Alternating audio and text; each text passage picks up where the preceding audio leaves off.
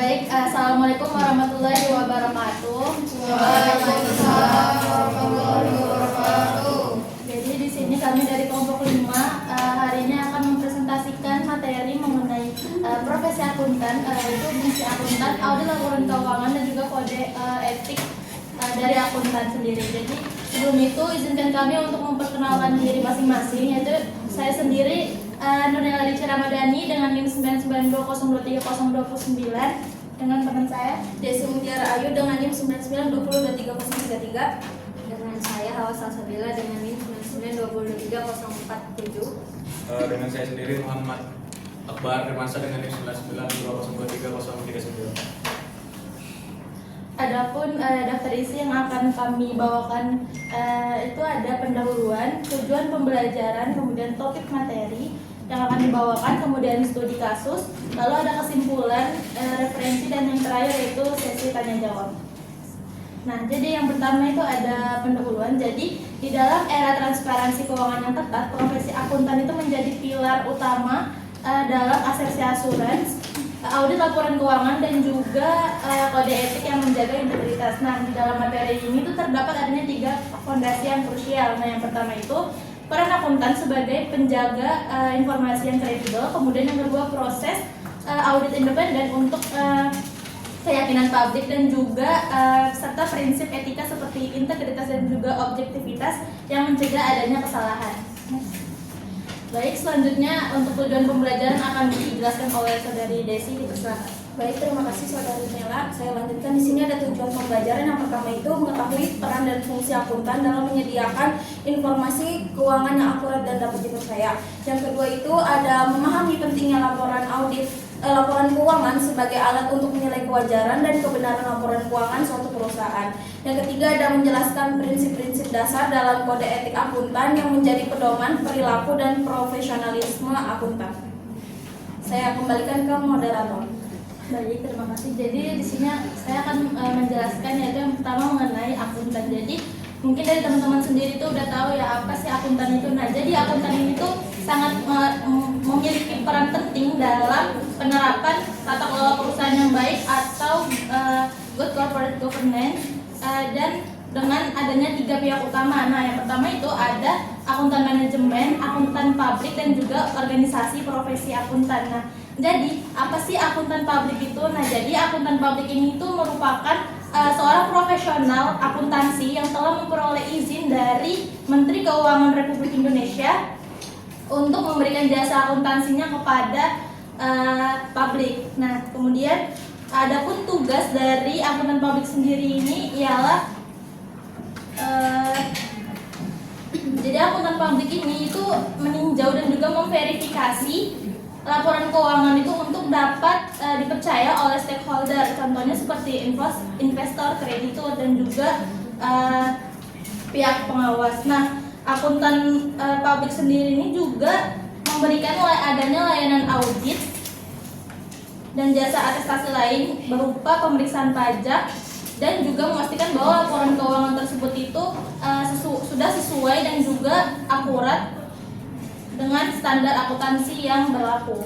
Kemudian akuntan manajemen. Nah, jadi akuntan manajemen ini dia membantu manajer itu dalam perencanaan, pengendalian, dan juga pengambilan keputusan dengan menyediakan informasi yang relevan. Nah, jadi untuk akuntan manajemen ini dia lebih ke internalnya perusahaan, sedangkan akuntan publik itu lebih ke eksternalnya perusahaan, lebih ke publik. Nah, kemudian ada organisasi profesi akuntan. Nah, jadi di sini organisasi ini itu mencakup IAI atau Ikatan Akuntan Indonesia dan juga IAPI, Ikatan Akuntan Publik Indonesia. Nah, ini dia menetapkan standar akuntansi dan juga audit untuk kualitas laporan keuangan dan juga tata kelola perusahaan.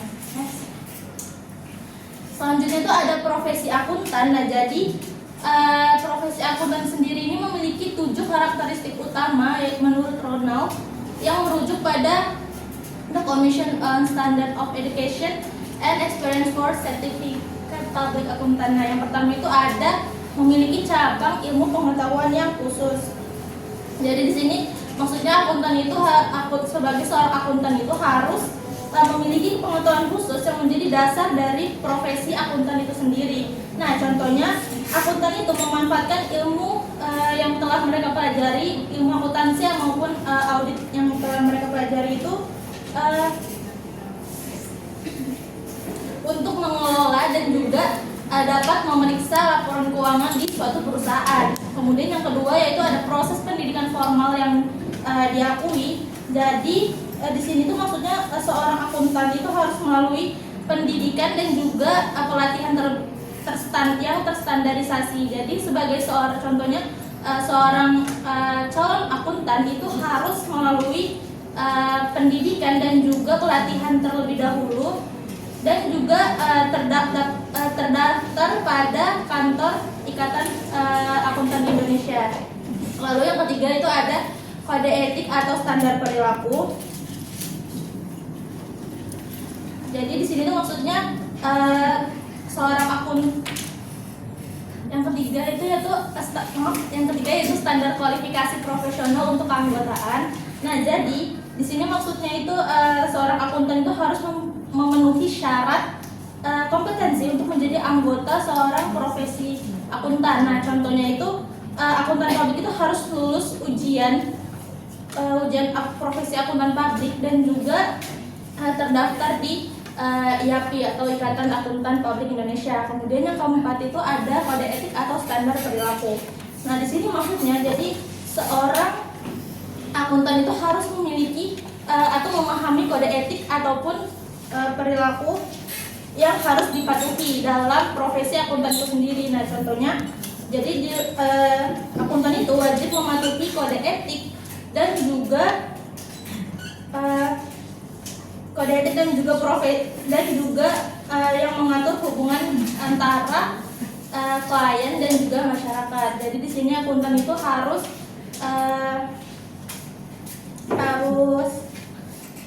mempunyai kode atau memahami kode etik yang mengatur adanya hubungan antara klien ataupun masyarakat gitu. Kemudian selanjutnya itu ada pengakuan status dan juga penerimaan tanggung jawab sosial terhadap kepentingan publik. Nah, di sini itu dalam pengakuan status, jadi seorang akuntan publik itu harus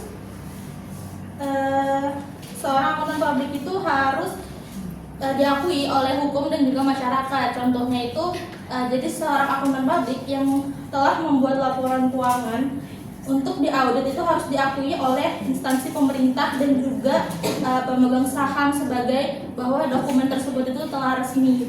Kemudian untuk tanggung jawab sosial sendiri itu jadi memikul tanggung jawab atas dampak profesi terhadap publik. Nah, contohnya akuntan itu harus memastikan bahwa laporan keuangan itu bebas dari kecurangan dan juga melindungi kepentingan publik. Kemudian yang terakhir itu adanya organisasi yang mengelola kewajiban sosial kelompok. Nah, di sini maksudnya itu jadi seorang akuntan ada organisasi-organisasi yang mengelola adanya profesi akuntan tersebut, yaitu seperti IAI dan juga IAPI. Next. Nah, di sini itu ada peran di pasar. Nah, jadi di sini tuh ada gambar yang menjelaskan bagaimana di sini siklus dari peran pasar maupun perusahaan. Nah, teman-teman bisa lihat di sini itu yang di paling atas itu ada pasar, yang dimana pasar ini itu merupakan pasar ini itu merupakan modal tempat surat berharga yang telah ditempatkan oleh perusahaan. Nah, kemudian di bawah itu ada perusahaan. Nah, jadi di sini perusahaan itu sebagai pihak yang menerbitkan laporan keuangan dan juga surat berharga. Nah, jadi pasar dan perusahaan ini itu bisa menjadi objek maupun objek tergantung dengan situasinya. Kemudian bisa dilihat naik ke atas itu ada pertanggungjawaban. Nah, maksud dari pertanggungjawaban ini ialah bahwa perusahaan itu tuh menunjukkan adanya kewajiban perusahaan untuk melalui arahan dari Dewan Komisaris perusahaan tersebut untuk menjelaskan kinerja dan juga prospek yang akan dijalankan. Kemudian itu ada pengambilan keputusan, yang dimana pengambilan keputusan sendiri ini artinya informasi yang dipertanggungjawabkan perusahaan itu akan digunakan kepada investor dan juga pihak-pihak lainnya. Lalu bisa dilihat dari yang di sebelah kanan itu ada dari perusahaan itu naik ke pengurusan dan juga pengawasan. Nah, jadi di situ lalu naik lagi ke direksi dan dewan komisaris. Nah, di situ maksudnya jadi dewan dan komisaris itu dia yang mengelola ataupun memantau dari dari pengurusan dan juga pengawasan dari perusahaan tersebut. Lalu naik lagi itu ada di situ ada kinerja dan prospek. Nah, jadi di situ tuh ada kinerja dan prospek, baru naik lagi yang dirangkum menjadi laporan keuangan. Jadi inti dari gambar ini atau peran di pasar ini ialah jadi laporan keuangan itu mempengaruhi adanya keputusan di pasar. Kemudian keputusan di pasar itu menentukan harga surat berharga dan juga kesejahteraan pemilik. Lalu pemilik itu menyediakan modal kepada perusahaan. Lalu perusahaan itu yang bertanggung jawab melalui adanya laporan keuangan lagi. Nah, jadi di sini tuh siklusnya itu berulang kayak gitu. Next. Nah, di sini tuh ada etika profesi. Jadi ada pun kode etik yang diterapkan oleh profesi akuntan ini juga sangat penting untuk mengacu pada paham-paham filosofis tentang etika. Nah, di sini tuh udah dijelaskan di materi sebelumnya. Mungkin di sini saya akan menyinggung sedikit. Nah, jadi paham-paham filosofis tersebut itu ada yang pertama ada utilitarianisme, yang dimana utilitarianisme, kemudian yang kedua ada deontologisme dan juga virtuisme.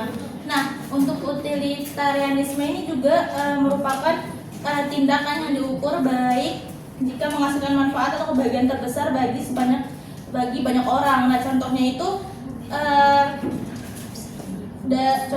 jadi laporan keuangan yang jujur dan juga bebas dari salah saji itu sudah sesuai dengan standar yang menguntungkan seluruh pemangku kepentingan, karena akan mengurangi informasi asimetri dan juga membuat modal pasar itu lebih efisien. Kemudian yang kedua ada deontologisme, itu dia suatu tindakan yang wajib dilakukan karena merupakan kewajiban moral yang berlaku terlepas dari hasil akhirnya. Contohnya itu pemahaman ini tuh muncul dari prinsip objektivitas, kerahasiaan dan juga kecermatan. Jadi objektivitas ini berarti tidak bias dan bebas benturan. Lalu untuk kepentingan dan juga tidak tunduk pada tekanan pihak lain. Lalu untuk virtuisme sendiri itu merupakan jadi virtuisme itu tidak fokus utamanya itu bukan apa yang harus dilakukan, tetapi orang seperti apa yang seharusnya kita jadikan. Nah, jadi di sini tuh dalam profesi akuntan virtuisme ini tampak pada integritas, jadi sikap lugas dan juga jujur sebagai karakter tetap. Independensi akuntan publik adalah gabungan dari virtuisme tersebut. Next. Baik, selanjutnya akan dijelaskan oleh Saudara Akbar dipersilakan. Baik, terima kasih yang akan moderator. Jadi yang selanjutnya itu materi penugasan audit. Nah, sebenarnya kita juga udah belajar materi tentang audit, jadi kita review sedikit. Jadi penugasan audit itu memiliki 6 elemen utama yang menurut standar akuntansi yang merujuk pada hubungan 3 pihak: objek penugasan, evaluasi dan pengukuran, kriteria, pernyataan kesimpulan, serta peningkatan keyakinan. Jadi yang pertama itu ada hubungan 3 pihak. Nah, jadi jika kita melakukan audit itu teman-teman, itu tuh nggak mungkin satu pihak aja yang terlibat. Jadi dalam satu siklus audit itu biasanya itu ada 3 pihak. Yang pertama yang pasti adanya itu akuntan publik atau seorang auditor. Nah, yang kedua itu ada namanya itu responsible party. Nah, responsible party itu apa? Jadi responsible party itu orang-orang yang bertanggung jawab mengurus laporan keuangan di sebuah perusahaan, contohnya seperti direksi dan lain-lain. Terus yang ketiga itu adalah user. Nah, usernya apa? Usernya adalah pengguna laporan keuangan itu sendiri. Contohnya itu para pemegang saham, terus itu akademisi ataupun kreditur dan lain sebagaimananya seperti itu. Lalu yang kedua itu ada objek penugasan. Nah, jadi ketika kita melakukan audit atau siklus audit itu hanya ada satu objek. Yang pertama yaitu objeknya itu yaitu adalah laporan keuangan. Nah, jadi ketika kita melakukan audit yang pasti objeknya itu ya laporan keuangan, karena kan tujuan audit itu sendiri adalah untuk mengecek kewajaran sebuah laporan keuangan kayak gitu. Terus yang ketiga itu ada evaluasi pengukuran. Jadi tujuan utama audit ya sebenarnya untuk melakukan evaluasi dan pengukuran terhadap nilai saldo-saldo yang ada di laporan keuangan, seperti itu saldo-saldo akunnya atau tadi ditampilkan dengan wajar atau dan lain sebagaimana. Terus yang keempat itu ada kriteria.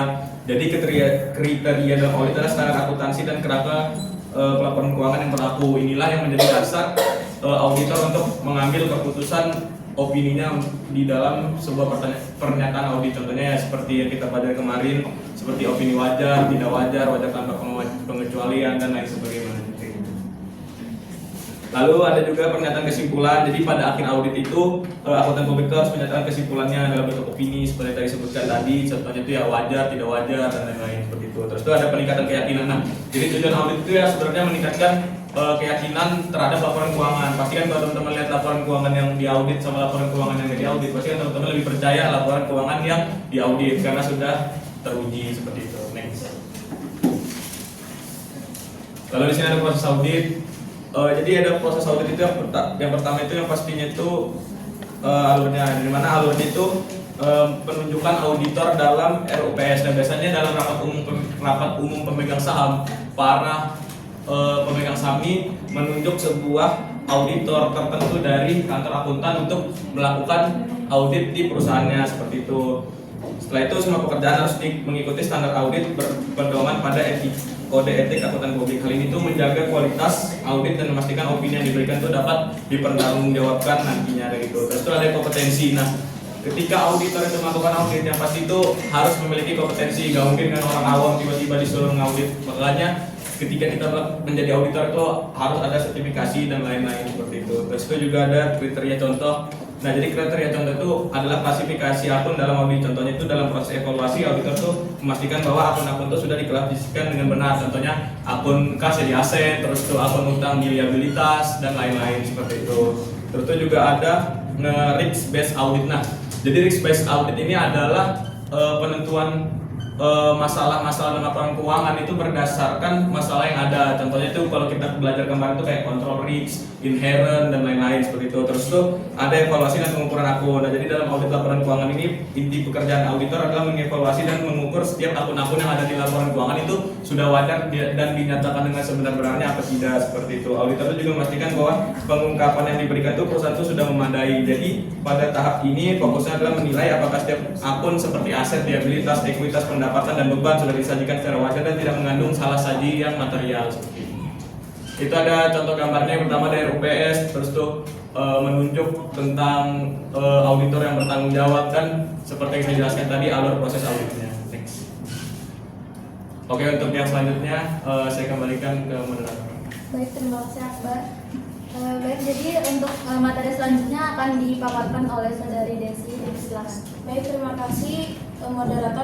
Jadi di sini tuh ada strategi audit yang dimana tuh rencana besar yang dibuat oleh auditor untuk mencapai tujuan auditnya. Nah, memberikan pendapat atas laporan keuangan secara cepat dan tepat. Jadi agar pemeriksaan ini itu terarah dan tidak dan fokus pada area yang paling berisiko. Nah, di sini ada dua contoh. Yang pertama itu dari contoh pihak internal yang dimana manajemen atau karyawannya itu menyusun laporan keuangan dan menjalankan pengendalian pihak yang diaudit. Nah, yang kedua ini ada contoh pihak eksternal, yaitu auditor publiknya itu memberikan pendapat kepada auditornya. Next. Selanjutnya di sini ada pengendalian internal.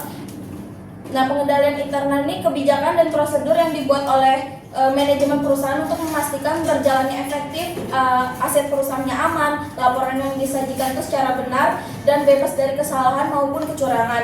Nah, di sini ada tujuan dan contohnya. Yang pertama itu menjaga aset yang dimana memastikan uang dan barang perusahaannya itu aman. Nah, contohnya itu bisa memakai berangkas. Selanjutnya ada memastikan data akrual yang dimana menjamin laporan keuangan yang disajikan itu benar dan dapat bisa diandalkan. Lalu yang terakhir ada memastikan kepatuhan yang dimana semua karyawannya itu dapat mengikuti aturan maupun prosedur yang ada untuk mencegah kecurangan dan kesalahan. Next. Selanjutnya di sini ada kode etik akuntan. Nah, kode etik akuntan ini adalah aturan moral yang menjadi pedoman perilaku agar bekerja secara jujur, profesional, dan dapat dipercaya. Nah, di sini bertujuan untuk menjaga kepercayaan publik untuk memastikan akuntan itu tidak menyalahgunakan pekerjaannya. Di sini ada contohnya. Pertama itu objektivitas yang dimana netral atau tidak memihak. Yang kedua ada kerahasiaan yang dimana menjaga informasi klien. Yang ketiga ada perilaku profesional yang dimana menjaga nama baik profesinya. Lalu yang terakhir ada kompetensi profesional yang dimana memiliki keahlian dan bekerja secara hati-hati. Next. Selanjutnya di sini ada pengumpulan bukti audit, yaitu Seluruh informasi yang dikumpulkan auditor selama proses audit dapat menilai apakah keuangan yang dapat disajikan tuh secara wajar maupun tidak wajar. Nah, bukti audit ini tuh harus cukup dan tepat agar auditornya itu dapat memberikan opini yang dapat dipercaya. Nah, di sini ada dua contohnya. Yang pertama itu auditor tuh memeriksa faktur penjualan, bukti pengiriman dan kwitansi pembayaran untuk memastikan bahwa pendapatan yang dicatat perusahaannya itu benar-benar terjadi. Nah, yang kedua di sini tuh ada melakukan auditor tuh melakukan observasi fisik yang dimana persediaan di gudang tuh untuk memastikan jumlah barang yang tercatat benar-benar ada. Next. Baik, selanjutnya saya kembalikan ke moderator. Baik, terima kasih Desi. Untuk materi selanjutnya akan dijelaskan oleh Saudari Hawa di Kesana. Baik, terima kasih moderator. Jadi di sini ada ancaman dalam profesi akuntan. Jadi ketika seseorang akuntan itu menjalankan pekerjaan, ada beberapa hal yang bisa mempengaruhi objektivitas dan profesionalitas mereka. Nah, ancaman-ancaman ini tersebut dibagi menjadi 5. Yang pertama itu ada kepentingan pribadi. Jadi ini ancaman yang muncul ketika akuntan itu punya kepentingan pribadi terhadap pekerjaannya yang sedang dia tangani. Contohnya itu dia punya investasi atau hubungan finansial dengan klien, akibatnya keputusannya bisa menjadi tidak objektif. Terus yang kedua itu telaah pekerjaan sendiri. Jadi ancaman itu terjadi ketika akuntan menilai atau memeriksa hasil kerja yang dia buat sendiri, ibaratnya seperti mengoreksi pekerjaan saya sendiri, rentan dia sehingga karena merasa pekerjaan itu selalu benar. Terus yang ketiga itu ada advokasi. Jadi advokasi ini terjadi ketika akuntan terlalu membela atau memperjuangkan kepentingan klien, bukannya netral malah jadi seolah-olah pengacara klien. Ini bisa membuat penilaian menjadi tidak independen lagi. Terus yang keempat itu ada familiar.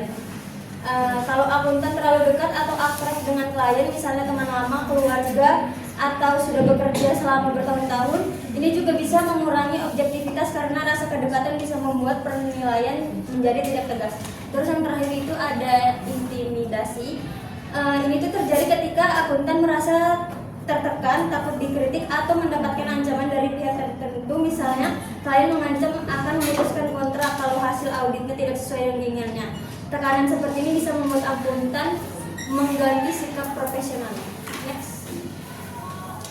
Terus di sini ada pencegahan. Untuk mengatasi dan mencegah ancaman terhadap prinsip-prinsip dasar akuntan diperlukan tindakan pencegahan yang dikategorikan menjadi 2 jenis. Yang pertama itu ada pencegahan yang diciptakan oleh profesi, legislasi, dan regulasi. Jadi yang pertama itu misalnya harus mempunyai pendidikan pelatihan, ikut program pengembangan, terus ada juga aturan dan sanksi kalau sampai melanggar. Jadi sebelum jadi akuntan itu memang harus melewati profesi dan tetap diawasi. Terus yang kedua itu ada pencegahan yang dilakukan di tempat kerja, seperti perusahaan mempunyai budaya etika yang bagus, aturan kerja yang jelas, dan adanya rutin evaluasi risiko. Pencegahan ini biar menjadi masalah bisa diminimalisasikan. Terus itu jadi adanya 2 jalur pencegahan tersebut ini tujuannya supaya akuntan tetap berjalan secara jujur, objektif, dan profesional. Next. Terus slide ketiga ini ada prinsip-prinsip dasar bagi seluruh akuntan. Itu terbagi menjadi 5 prinsip utama. Yang pertama itu ada integritas, itu bersikap jujur dan transparan dalam setiap hubungan profesional maupun bisnis. Terus yang kedua itu ada objektivitas, itu dia tidak mempengaruhi keberpihakan, konflik kepentingan, atau tekanan yang dapat mengganggu penilaian profesional. Terus yang ketiga itu ada kompetensi profesional dan kehati-hatian. Ini juga menjaga pengetahuan dan keahlian pada level yang memadai serta bekerja sesuai standar teknis dan profesional. Terus yang keempat itu ada kerahasiaan. Jadi kerahasiaan ini menjaga dan melindungi informasi yang diperoleh selama menjalankan tugas profesional. Dan yang terakhir itu ada perilaku profesionalnya. Ini tuh mematuhi hukuman, peraturan, serta menghindari tindakan yang dapat mencoreng nama baik profesi. Next. Terus di sini juga ada perilaku profesional. Jadi singkatnya seorang akuntan tuh harus taat hukum menjaga nama baik profesi dan nggak boleh terlibat dalam hal-hal yang ilegal. Misalnya itu jangan sampai menerima suap, memasukkan laporan atau menutupi pelanggaran. Kalau ada kesalahan atau pelanggaran, akuntan harus menilai dampaknya dan tetap harus bersikap jujur. Intinya akuntan itu bisa dipercaya oleh publik. Dan juga di bagian bawah itu dijelaskan apa yang harus dilakukan kalau akuntan menghadapi konflik etika.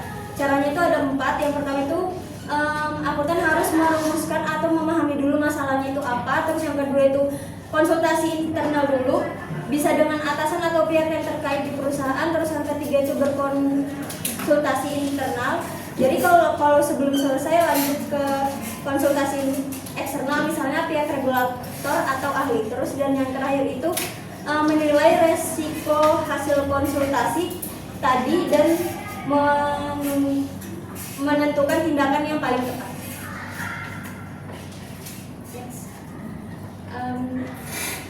Saya balikin ke moderator. Baik, terima kasih Hawa. Nah, kemudian di sini ada studi kasus dari kelompok kami yang akan dijelaskan oleh saudara Mer. Silakan. Baik, terima kasih Nila. Jadi teman-teman, kita sudah masuk ke materi studi kasus. Jadi di sini dalam materi audit ini kita mengambil studi kasus dari perusahaan SMP. Nah, jadi perusahaan SMP ini adalah merupakan anak usaha dari Columbia Group yang bergerak di bidang multifinance atau keuangan. Nah, kenapa sih kita ngambil perusahaan ini jadikan studi kasus? Karena dalam proses operasional SMP ini pernah memanipulasi sebuah laporan keuangan untuk mendapatkan sebuah pinjaman dari kreditur dan juga sebagai penghindaran pajak.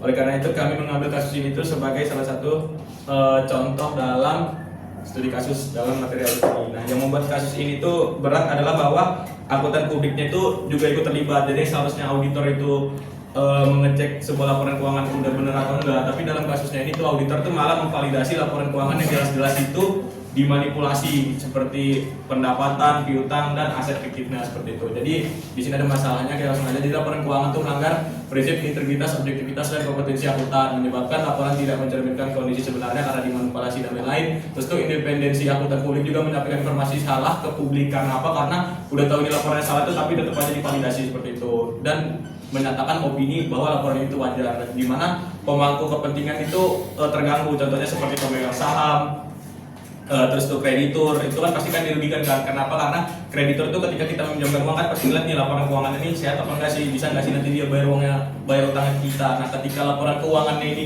dimanipulasi pasti itu menyebabkan suatu kerugian pada peminjam utang seperti itu. Karena kan kita nggak tahu nanti pas sudah dipinjemin ternyata bisa bayar apa enggak. Jadi ini juga merusak hubungan fidusiar. Nah, jadi hubungannya dengan materi itu yang pertama itu ada peran akuntan publiknya, di mana tugas auditor itu seharusnya itu memberikan keyakinan bahwa laporan keuangan ini terbebas dari masalah atau error dan terbebas dari kecurangan atau fraud. Tapi di sini malah kejadian itu ketika laporan keuangan ini salah tapi malah divalidasi. Yang pertama ini pasti melanggar peran akuntan publik itu sendiri. Terus yang kedua itu hubungan ke standar audit dalam standar ISA atau SA. Nah, di mana auditor tuh memahami resiko bisnis dari klien. Contohnya misal perusahaan dagang, nah resiko bisnisnya itu apa ya? Contohnya persaingan pasar dan lain-lain seperti itu. Tapi di sini auditor itu gagal dalam memahami resiko bisnis dari kliennya dari perusahaan SNA ini. Terus tuh ada hubungan etika dan profesi pelanggaran kode etik dari auditornya. Kenapa? Karena sebenarnya itu auditor itu ya tahu aja laporan keuangan ini dimanipulasi dan dicurangan gitu, tapi tetap aja divalidasi mungkin karena adanya hubungan dengan perusahaan SMP ataupun yang lain-lain, di mana ini melanggar kode etik seperti integritas, terus tuh independensi yang seharusnya itu dimiliki oleh auditor.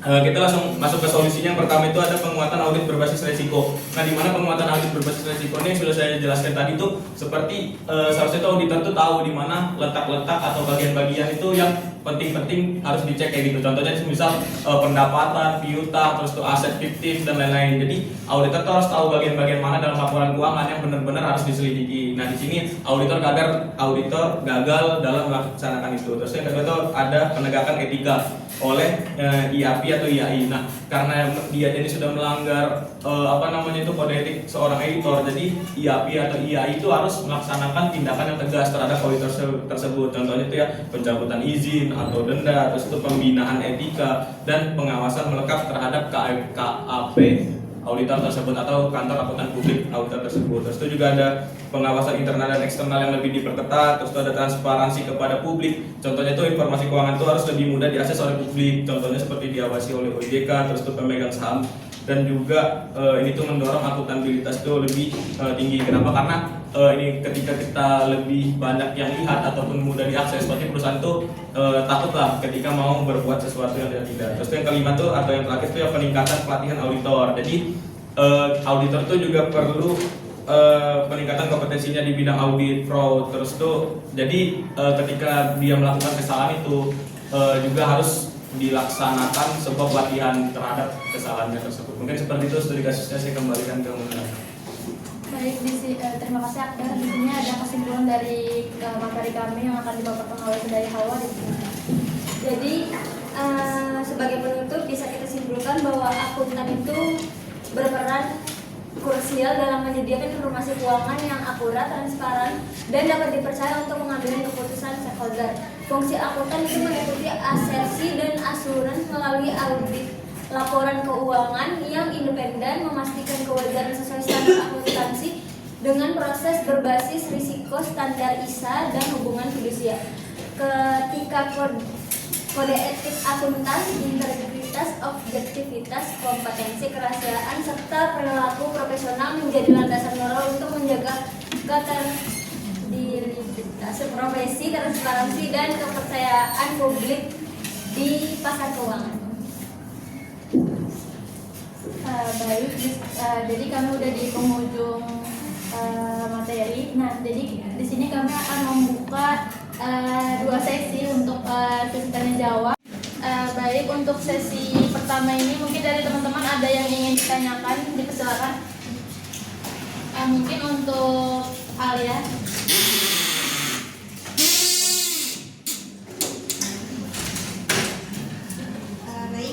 Terima kasih kepada moderator. Jadi perkenalkan saya Alisa Sebelum dari kelompok 6 izin bertanya. Jadi kan ada dijelaskan itu mengenai pencegahan yang diciptakan oleh profesi legislasi dan regulasi. Itu tuh ada kewajiban mengikuti pendidikan profesi berkualitas atau PPL. Nah, menurut kalian bagaimana sih sebenarnya mekanisme dari evaluasi efektivitas PPL, program PPL tersebut? Terus apakah hanya berbasis pada kehadiran atau ada penilaian yang lebih substantif seperti ada postas atau prioritas? Terima kasih. Terima kasih Alia. Mungkin selanjutnya itu Huria. Baik, terima kasih. Sebelumnya perkenalkan nama saya Huria dari kelompok 1. Saya izin bertanya terkait pengendalian internal. Kenapa sih banyak perusahaan yang tetap gagal mendeteksi fraud meskipun mereka memiliki pengendalian internal yang lengkap? Sekian dari saya, terima kasih. Terima kasih. Mungkin di sini kami akan menjawab pertanyaan dari Alia, yaitu akan dijawab oleh Saudara Akbar. Silakan. Baik, terima kasih Nela juga di atas pertanyaannya. Jadi pertanyaan itu tadi tentang efektivitas program PPL itu apakah hanya dari sisi administratif aja atau ada dari sisi substantif seperti itu kalau saya jelaskan. Mungkin sebelum kita menjawab pertama-tama kita harus tahu dulu nih apa sih program PPL itu. Jadi ini tuh sebagai salah satu bentuk safeguard yang diciptakan oleh profesi akuntan untuk memastikan akuntan itu tetap kompeten dan berintegritas dan lain-lainnya di bidangnya seperti itu. Jadi ini tuh kalau saya bilang tuh seperti latihan lah bagi akuntan seperti itu kan, karena akuntan tuh tidak bisa diukur dari kehadiran aja, tapi juga harus dari mekanisme evaluasinya tuh harus memastikan bahwa peserta itu benar-benar mengalami peningkatan pengetahuan, keterampilan dan kualitas kinerja dan profesionalnya setelah mengikuti program PPL ini. Jadi yang pertama itu memang ada evaluasi administratif, yaitu contohnya itu seperti kehadiran, tentu rekap jam pelatihan itu apa. Tapi dari ini aja itu nggak bisa untuk menentukan bahwa PPL ini sudah dinyatakan berhasil atau tidak bagi akuntan. Mana juga harus ada dari sisi substantifnya seperti yang ditanyakan tadi. Yang pertama itu contohnya tadi seperti yang disebutkan di pertanyaan itu betul ada pretest, yang dimana pretest ini untuk mengukur tingkat pengetahuan awal akuntan. Setelah melakukan pretest kita melakukan post test. Nah, jadi setelah melakukan PPL ini akan dilakukan tes post test, dimana apakah yang tadi sebelumnya pretest itu meningkat pengetahuannya dari akuntan tersebut atau tidak, seperti itu. Juga dilaksanakan analisis studi kasus yang dimana akuntan ini diberikan case atau kasus dan dimana mereka untuk menyelesaikannya seperti itu menurut pengetahuan mereka. Dan juga ada penugasan atau latihan mandiri. Nah jadi biasanya ketika melakukan PPL itu juga ada penugasannya seperti itu pada mereka yang masuk ke dalam pelatihan tersebut. Jadi seperti misal ada case di perusahaan apa, ketika akuntannya ini melakukan PPL itu juga akuntan itu disuruh menyelesaikan kasus di perusahaan tersebut sekaligus latihan pembelajaran bagi mereka. Bagaimana saudari Ali, apakah sudah terjawab? Mungkin untuk selanjutnya itu kami akan menjawab pertanyaan dari Huria yang akan dijawab oleh saudari Mundi. Baik, Kuliah tadi kan pertanyaannya itu tentang pengendalian internal dalam perusahaan kan. Nah, jadi itu pengendalian internal itu memberikan perlindungan, namun itu bukan jaminan yang mutlak dalam risiko yang dapat ditimbulkan oleh manusia. Nah, jadi itu seperti pengesampingan wewenang, adanya tindakan ataupun dorongan yang bersifat atau berbuat curang. Nah, ini tuh intinya tuh sekuat apapun pengendalian internal dalam perusahaan itu yang dibuat oleh sistem tuh tidak kebal terhadap niat buruk dari seorang karyawan maupun perusahaan atas dan kecerdasan dalam pelaku kecurangan tersebut. Bagaimana dia? Apakah sudah terjawab? Baik, selanjutnya untuk sesi kedua mungkin dari teman-teman masih ada yang ingin ditanyakan. Silakan. Mungkin untuk Melani. Terima kasih moderator. Saya Melani Istamolia dari kelompok 4. Pertanyaan saya, apa prinsip dasar kode etik akuntan dan bagaimana kode etik tersebut menjaga profesionalitas? Baik, terima kasih. Mungkin selanjutnya ada lagi yang baik saudari Dina. Sebelumnya perkenalkan saya Dina Labisa Praptia dari kelompok 4. Izin bertanya mengenai materi yang dijelaskan oleh Hawa tadi tentang 5 ancaman profesi akuntan. Yang pertama itu kan tadi ada self interest, terus self review, advokasi, familiarity, dan intimidation.